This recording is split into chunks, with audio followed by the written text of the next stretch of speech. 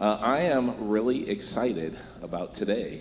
These guys on stage, some of my closest friends, part of our leadership.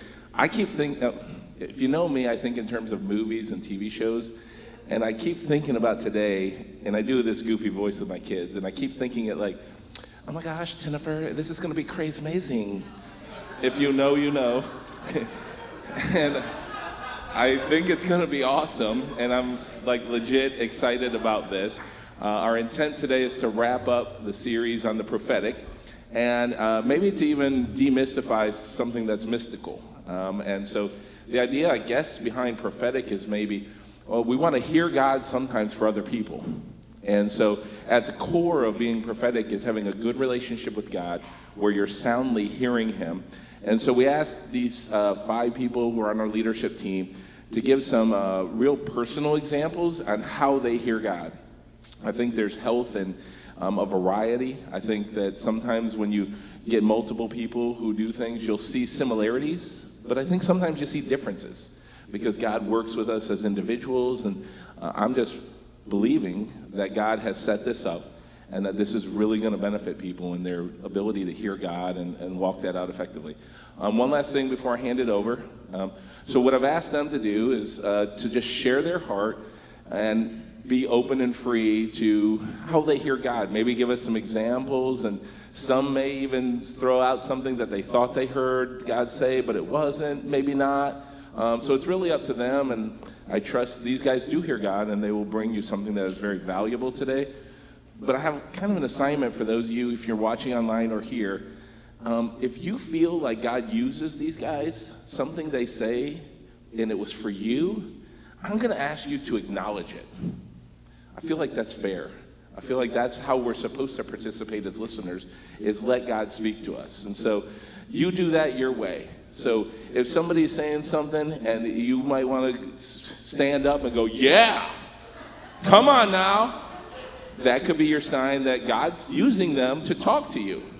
You might throw out an amen, you might raise your hand, you may wave something, or you may be like, that's all stupid, and what I would like to do is later talk to them privately or message them. But I am asking you, if God was working through them to connect with you, to acknowledge it in some way. So this ought to be a fun experiment. Here, go ahead. So share anything we want. Okay, here we go.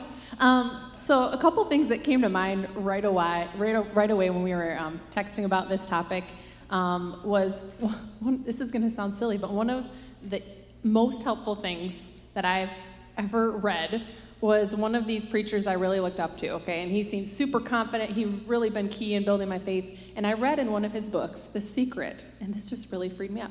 And he said, you know, guys, anytime I get up on the stage and I boldly declare, this is the word of the Lord for your life, or this is the vision that our church is doing, he said, on a good day, I'm only about 20% sure.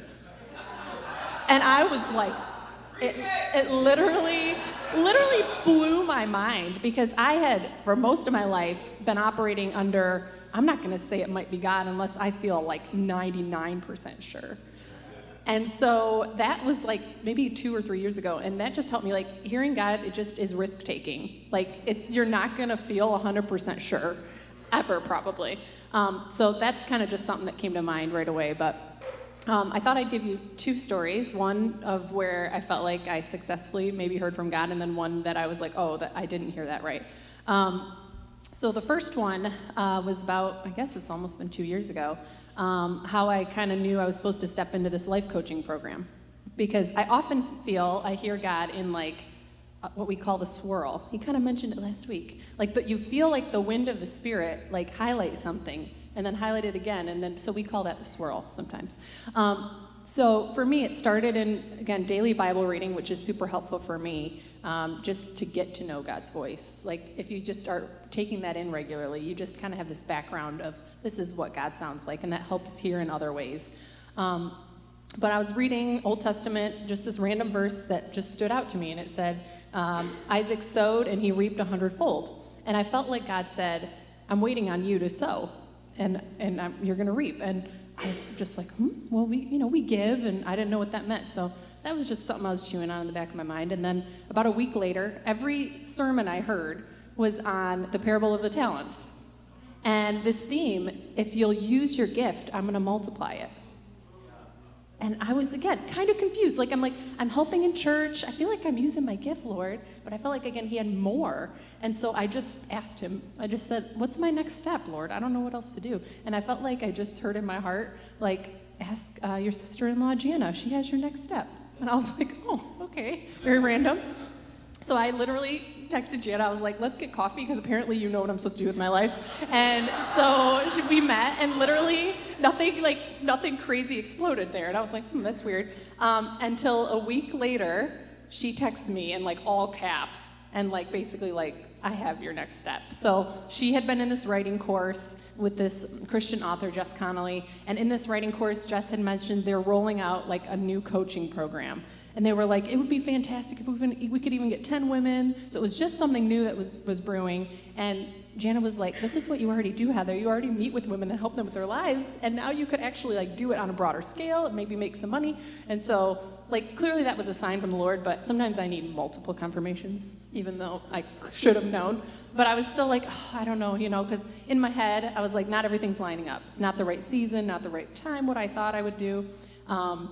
And so I felt like I was just praying about it, and I felt like the Lord reminded me that SHUH had a word for me probably a year earlier.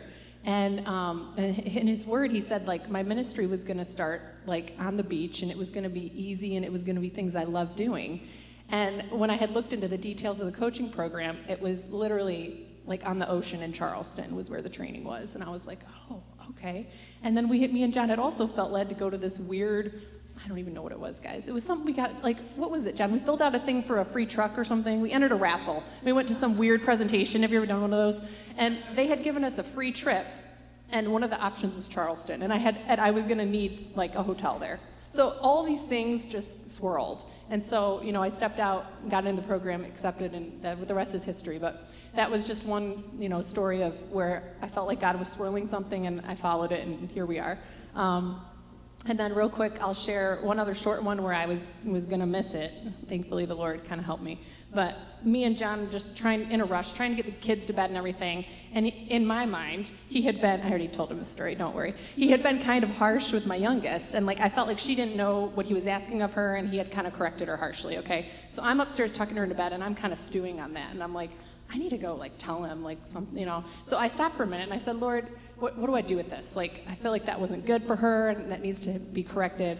And the loudest, fastest voice was, yeah, you need to get down there and tell him you really hurt her feelings. She didn't know what was expected of her. You need to apologize. Like, that was like my instinct, okay?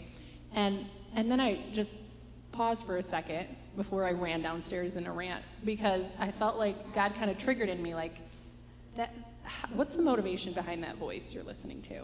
And I felt like it was very panicked. It was very like fearful that he had hurt our child. And so the Lord just kind of calmed me for a second, and I said, Lord, am I hearing you right? Let me ask again, what am I supposed to do? And the quieter voice that was peace-filled said, Lucy's fine, and I can talk to my son if I need to. And so I feel like that's been a huge help too.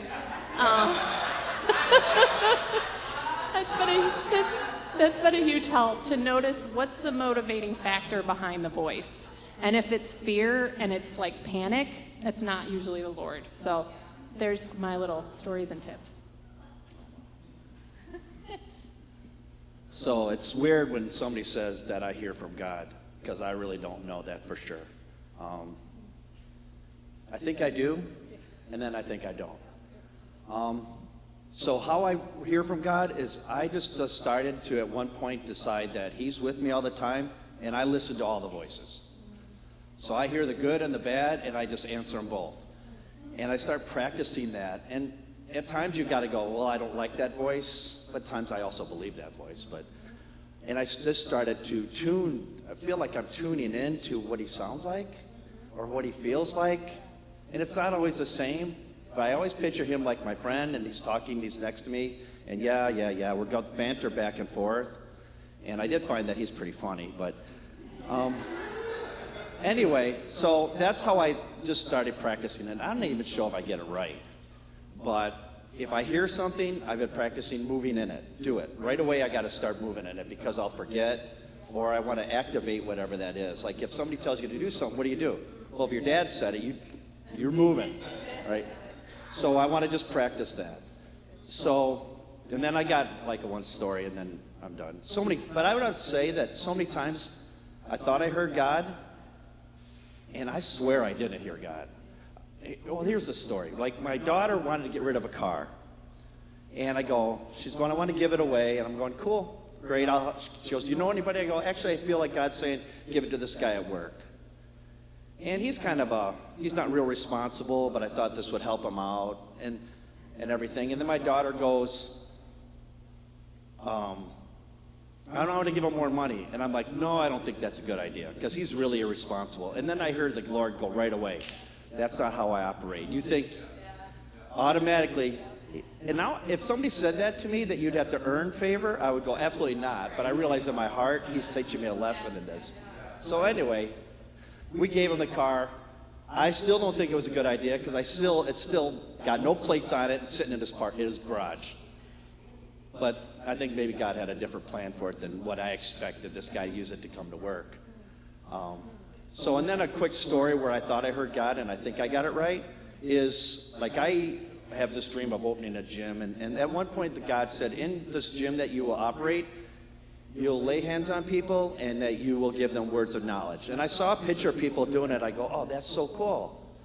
And so I didn't know what to do with it, because this is years ago, and I didn't really operate in that too much, or not sure too much about it. And then a couple of days later, I'm watching Joseph Prince, which I don't watch him, but he happened to be on the TV, and he had this verse, Isaiah 54. And I don't know if it's up there. It's not. So anyway, look it up, because I'm not going to read it. Oh, here it is. So he gave me this verse, and all of a sudden when I heard the verse, I went, oh my gosh, we're really doing this. And so I talked to the Lord. I go, so what's next? He goes, well, what'd you do next? I go, I'd get a book. He goes, well, then get a book. So I found a book, and it trained you how to operate in the prophetic. You know, it's just training, like a workbook, pretty fun. And I'm doing this thing, and I felt the next step. He's going, well, you shouldn't do this alone. And I'm going, cool. So we did some in church, and we said, hey, we were doing this. If you want to do it, come to my house. We're having a class. And next thing you know, we're having this class, and these people are showing up, and we're doing the workbook, and that's it, really. I don't know if I heard God, but it was kind of fun, and I think I learned something. And I do see in the gym that we have that he kind of operates in that. I hear God's voice in that gym, and we haven't really saw the picture I saw. I saw actually somebody laying hands on somebody, but it looks different. And I think that's where I get in trouble, when I go, Lord, it looks like this. And he's going, well, yeah, you got it, but it's going to look like this. So that's it. Okay, so I was in prophecy class, and it was fun. So I will say that. I wanted to share a story where it's more like where you hear from God in like a knowing kind of a way is what I call it. So years ago, as some of you know, my husband Jeff decided he wanted to open his own business. So for 2 years, he worked full time, and then in the house at night, he would work on the side. And so at one point, he had a job. He was running a business for somebody, and they decided they wanted to come back and run it themselves, so he got laid off. And he had saved a little bit of money, and he said, I think this is it. I think I got to try just to do it. So I was like, okay. I mean, it's kind of crazy, because at the time I was pregnant with our 5th child, and I just had peace. So that's one of the ways I feel like. There's a story has a few different things. It's kind of fun. So anyway, I would say like it took probably 7 years before we started feeling like, okay, we can breathe easy, which, looking back, 7 years doesn't seem that long, but then I think about 7 years, 6 kids, because then we had another one, and, there was just some hard times, and, at the point we'd think like, just maybe, Jeff would say, maybe I just need to go get a job and forget this. God would, throw us like a carrot, like, no, keep going. But, so there was this point, maybe a few years in, I don't really remember, but it was one of those times where it was really hard, and there was Jason Upton. I don't know if anybody of you know him, but some of you. He was coming to our church, and so Jeff said he'd stay home with the kids so I could go, and then the next day, I would stay home so he could go. And Jason wasn't like a concert where you sing along. He sang over you, and so I just went that night and I just poured my heart out to God, and I said, I don't know, are we doing the right thing? This is so hard. And I don't remember how I heard it. I don't know if he sang it or if I just heard it, but I got this verse, and it was King James Version, so that's kind of funny. Seek ye first the kingdom of God and his righteousness, and all these things shall be added unto you. And it hit me, and I just felt like, okay, this is it. This is what we're supposed to be doing. So I go home and I'm all like on fire. Jeff, oh my gosh, we're doing this. This is good. And he's like, okay, it was my revelation. It wasn't his yet, but God in his goodness, Jeff went the next day and he came home and he's like, yes. So obviously you're doing something like this. He's working 60 to 80 hours a week. You need to be on the same page. And so, but the thing was, it was just this knowing, this is what we're supposed to do. And, I will say there were things in looking back that God did in that 7 years where it was, harder, like my attitude about money, which I didn't really think I had any, but I did. So one of the things was, he helped me really understand his heart about money, and how money isn't just for us, it's also to give to others, to be able to turn around and bless other people. So, and then another thing I learned in there, I was telling them yesterday, was I never will forget what it was like to not have $10 in the bank. We were at a meeting at the school, a PTO meeting, and they were talking about well, if every family contributed $10, everybody's got $10, and I'm sitting there I don't have $10, but I can't tell them. So I never, ever want to forget that. And I'm trying to think. I feel like I had one more point, but I can't remember it. But anyway, on the other side of it is Jeff has, a successful business, and, doesn't mean it's not without its challenges. But I just love that he, gave us that knowing, and that's kind of what I wanted to share. Was that's one way you can hear just in, anyway. Okay, so I just want to let you guys know that Tim and I are kind of acting as a unit on this one. So if you see the microphone go out of my hand, don't get too excited because it's going to come back. So. God is so good because he kind of already foreshadowed some of what I was going to say here. And God knows who I am. He knows what I need. And so my part of this thing started a year ago. And he knows I'm a planner. And he knows I'm a doer. So I was just finishing up a 25-year homeschooling career. So what am I going to do next? I'm going to do that next. I'm going to jump into that next thing. And it was actually right here during worship. And I'm asking Lord, and I'm like, Lord, I could go teach. I could teach at a co-op. And they pay you money for that. So I'm going to do that thing. And he said, no.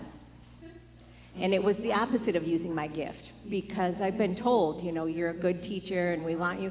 And I had 3 or 4 offers, actually, to come and teach in different venues.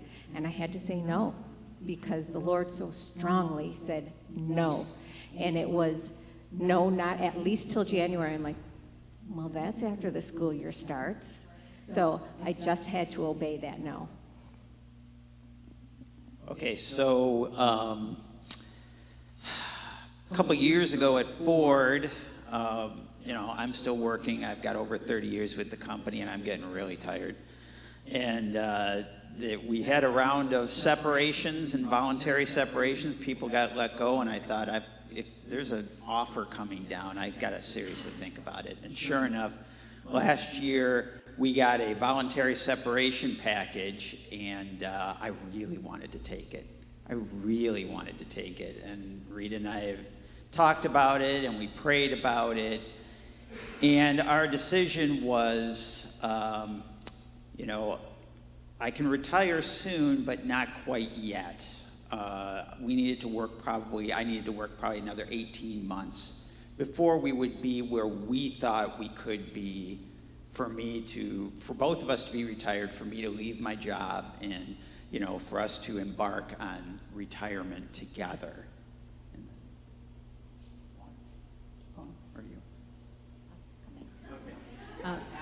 So we still, it wasn't 100% set in stone, because he had a certain amount of time where he had to tell the company.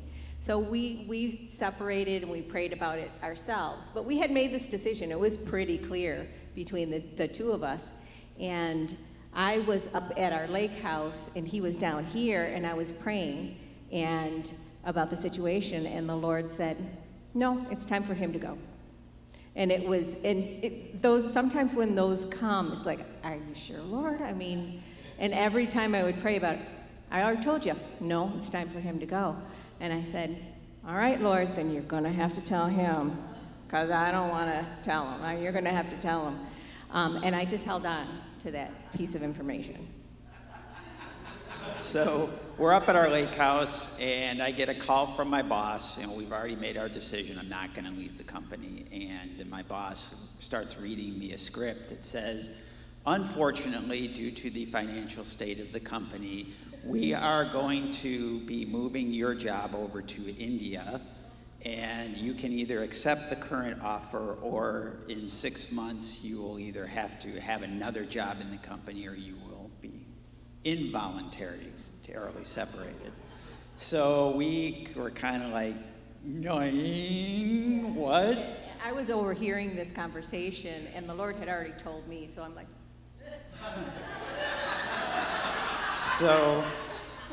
So I like, we needed to make a decision, so okay, we better pray about this. I didn't know that what she knew. So right after that phone call, I spent probably about an hour or so just by myself, just praying. And the Lord said, it's time for you to go. And I said, but you better tell her then, okay? Because I've wanted to leave, and Lord, I'm not sure, maybe this is just my imagination. God, I know you're not my imagination, but maybe I'm hearing my imagination. So you better tell her so that we can have a confirmation about this, okay? So, and so she came back into the bedroom and she said, did you hear from the Lord? And I said, yes. And she said, what did he tell you? And I said, you first. And she said, God told me it's time for you to leave. And I said, wow. I couldn't believe it. I just couldn't, because she was the one that I was always saying, I'm ready to retire anytime. She's like, no, you need to keep working. You need to keep working. So there we were on the same page, and that's kind of the blessing that we had. If you're faced with a situation where you got to make a decision together, or if one of you gets a word from the Lord that's going to uproot your lives or have an impact on you, you both have to be on the same page. If God's telling you, one of you, one thing, get on your knees and pray. Tell the other one the same thing, because we've got to be united. If we're going out on the mission field, we both have to be on that page, because, you know, if it's not from the Lord, if it's not for both of you, then there's going to be a lot of resentment. And so, amen. Do you have anything else? Or sure? Okay, so I've got one more thing. Okay, so I wanted to give an example of a situation where I did hear from God, but I blew it. I don't think I've ever had a situation that I know of where I heard and it wasn't really God. Now, that might sound like a brag or something, but I don't hear from God that often, to tell you the truth. Maybe he's yelling at me all the time and I just don't hear him. But But when I do hear them, it's like, wow, that was God. So I was at a previous church, I was on a board that was hiring a new pastor. And we went through the whole process. I won't drag this out, but just to say we got to the point where the board was ready to vote on a candidate. And everybody else on the board besides me was very enthusiastic. And I said, I'm not sure I can support this guy. I'm just not sure. And they said, well, Tim, we'll give you a couple hours to go pray about it, but we want to vote this afternoon and just get this thing over with. So you go and do what you need to do, and then let us know how it turns out. So I went and prayed, and the Lord spoke to me very clearly. And he said, if you can go to 1 Timothy 3 and go through the whole chapter, click, click, click, click, click, and this guy meets all the qualifications, you can vote with enthusiasm for this candidate. So I went through to 1 Timothy 3, click, click, click, click, click. Everything, yes, yes, yes. There was one item that I wasn't sure about. Gave the guy a call and talked to him about it. He really set my mind at ease. I went and I voted yes. What a disaster. It was awful. This was a good Christian man who loved the Lord, but had absolutely no leading or no talent for being a pastor. And it blew up in our faces. And it was very hard. And I revisited that word. I'm like, God, what happened? I followed your word just like you gave it to me. And I opened the Bible again to 1 Timothy 3. No, no, no, no, no. The word wasn't bad, but I didn't have the wisdom or the understanding of what I was voting for in order to correctly apply it. And I don't know how I could have at that point, but I think the right response was for me to abstain or vote no. At least I would have been a voice, you know.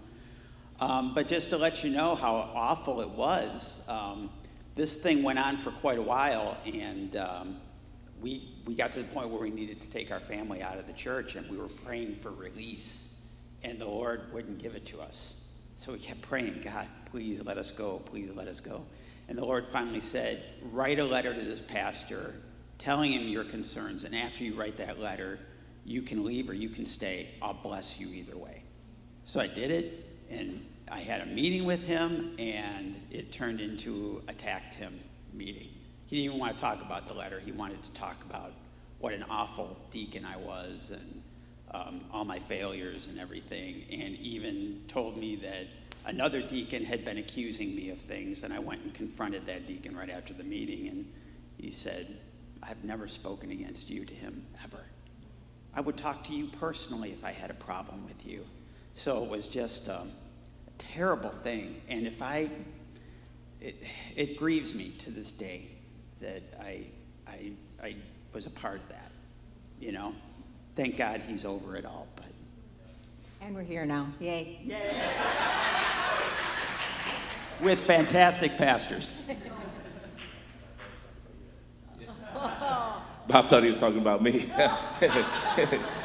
I got a story I feel led to share. Before I do that, I just, you know, when talking about hearing God, there's two things. Like, many times, if you're going to hear God, there's an uncomfortability.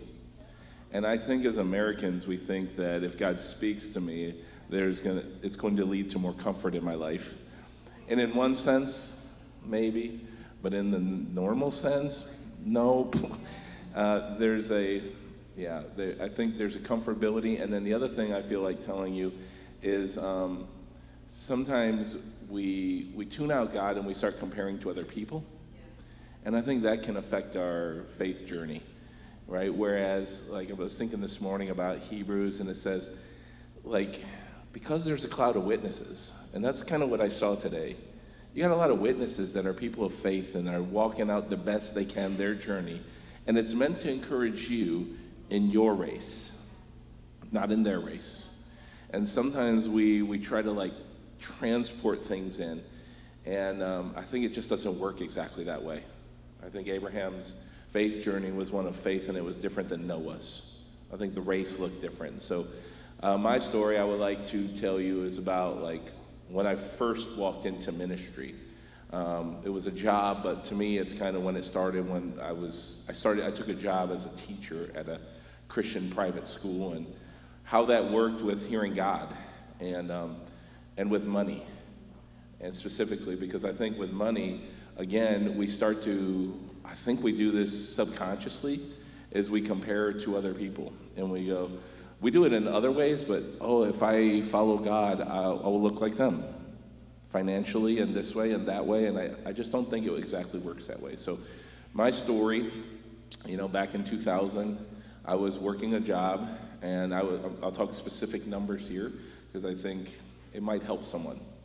I was making $1,100 a week at my job, and I was going back to school because I felt like God had the wind was blowing me into teaching. I was supposed to become a teacher. I was trying to walk in it. And I found a job that I could work and make good money and still go to school.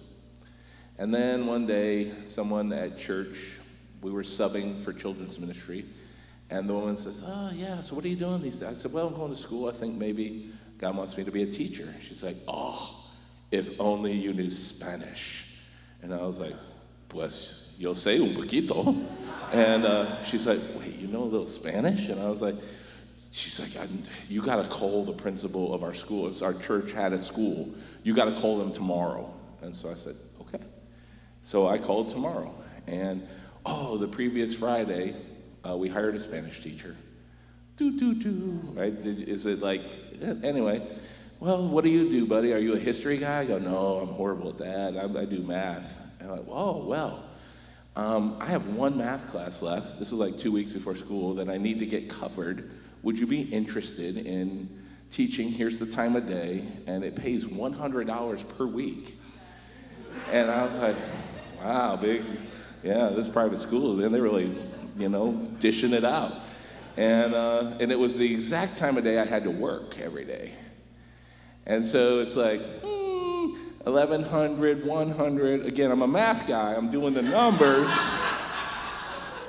And I just got to say that my brain is going, this is the most nonsensical thing I have ever heard of. But I felt a pushing, and I felt the wind, and I was like, enough where I go, I don't know what to do with this, because that is so ridiculous. And I have a wife. We didn't have kids at the time, but so anyway, I couldn't discard it, so I went to my wife, and I said, "Hey, this is kind of what I'm feeling. Like maybe God's in this, like loading up our bank account with $100 a week. What do you think?" And she's working at the time, and even some of the thoughts, I think this still happens, is like, is it okay if I'm not the breadwinner in the family in the Christian setting? My wife's not a stay-at-home. Is that okay? Like you're doing all these things simultaneously. Like what is the Christian life supposed to look like? And she just was super supportive. "If you think that's God, then I'm in, and we'll figure it out." And I was like, okay, still not enough. And I was like, I'm a big believer that God puts authorities in your life to help you. And so I said, I'm going to go to the pastor and throw out this ridiculous idea. And I did, and I met with the pastor, and I said, this is what I'm feeling. He's like, "Well, I really feel like maybe God's in that, and you got to follow your heart." And that kind of really excited me, because I didn't want to live a life that was just boring and mundane and I lived and I died and I paid my mortgage on time. It's just something about life that's supposed to be lived. And that was exciting to me, is the risk. Again, if you're gonna go after God, there's gonna be a risk, and there's gonna be an uncomfortability. And so I felt like I had done everything I knew to do and was hearing God, and so I did it right then.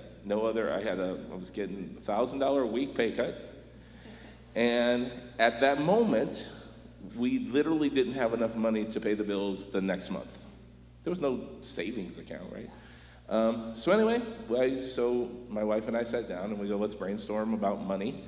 And I said, well, we could cut this. You know how you sometimes when you're tight, it's cable and it says, so you tweak some things.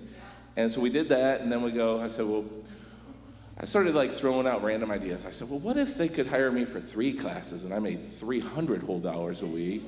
And she's like, well, school starts in 2 weeks. You know, they would have offered it. It's already covered. I go, well, yeah, that's true. And I said, well, what about at your job if they could offer overtime? And she's like, well, they just did lay off that person. I was like, oh, yeah, that's true. And I said, well, what if, you know, I got some random odd jobs making another 100 a week. Where are you getting these odd jobs? I go, I don't know. I'm just talking. And so anyway, but we wrote all these numbers down, and if that could randomly happen, then we could make our bills that month. And it was like, great. So that was the end of our brainstorming session. We had nothing. And we told no one. We didn't pursue it at all. And that week, the principal called me and said, hey, I know this is last second, but I've actually got 3 classes if you could cover. And I said, ooh, I don't know, that's just interesting to me. And then that same week, they changed over, Shelby does medical billing, and they changed over how they do it. And so they said, we're gonna need you to work overtime, like starting now. And that same week, 2 different people called me, one saying, I got this odd job for 50 bucks a week and another one for 45. And so I was like, dude, I should have said, what if Elon Musk called me?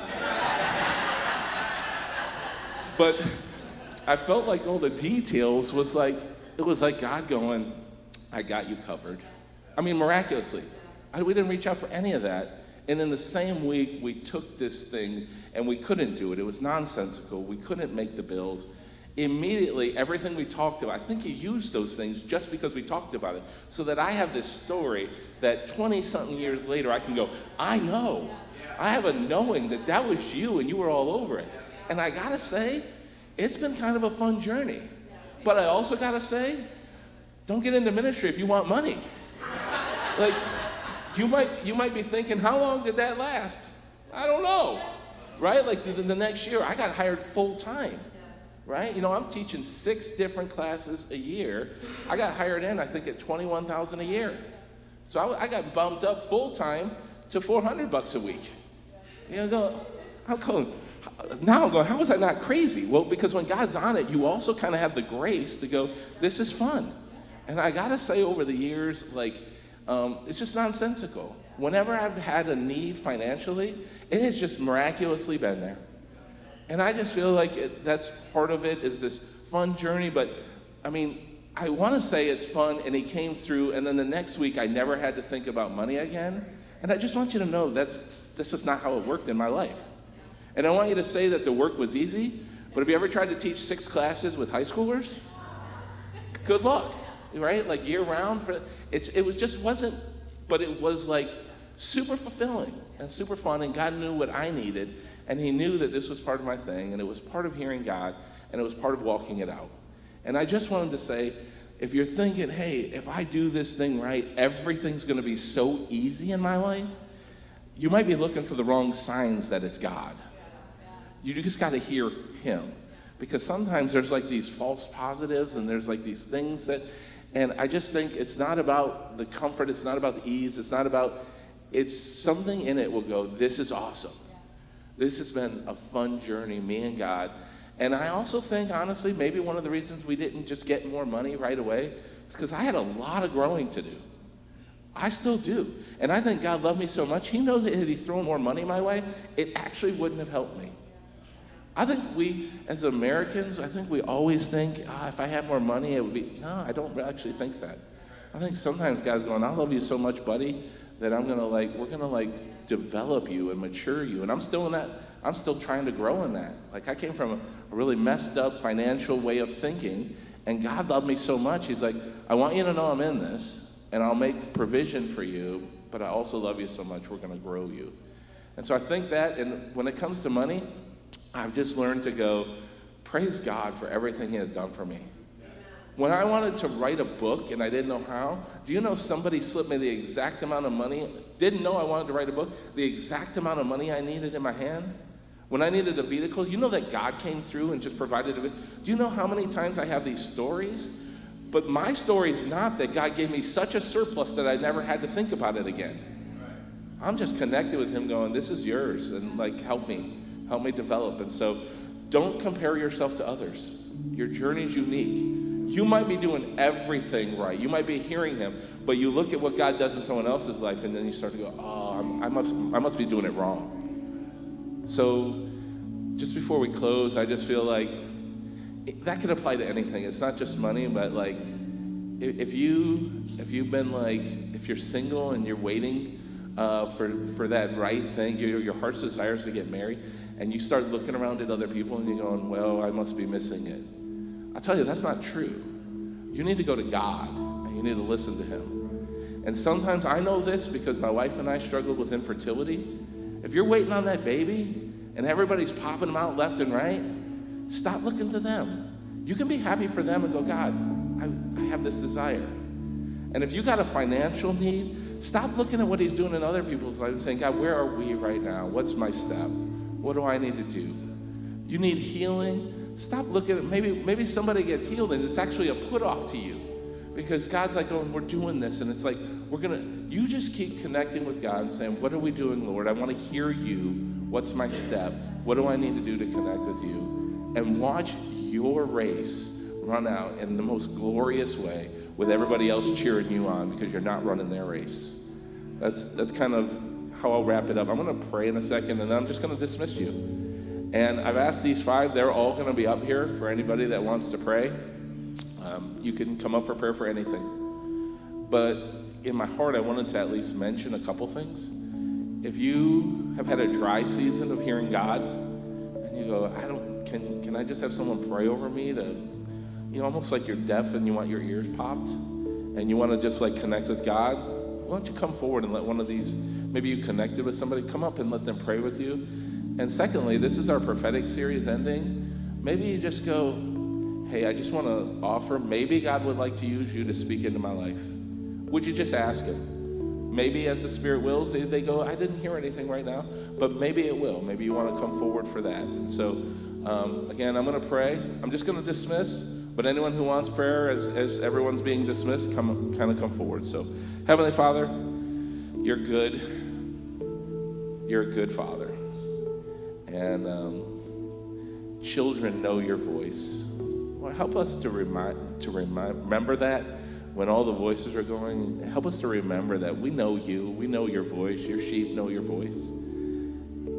Lord, I thank you that you're trying to connect with us on a personal level. Lord, I thank you that as these people up here today spoke, I just felt in my heart that seeds were planted, other seeds were watered, and something that someone said was going to actually activate fruit-bearing season in someone's life.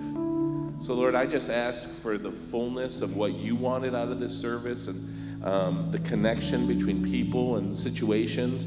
I pray, Lord, that coming out of this, that we will be closer to you and hear you more closely than ever before. I thank you for it. In Jesus' name.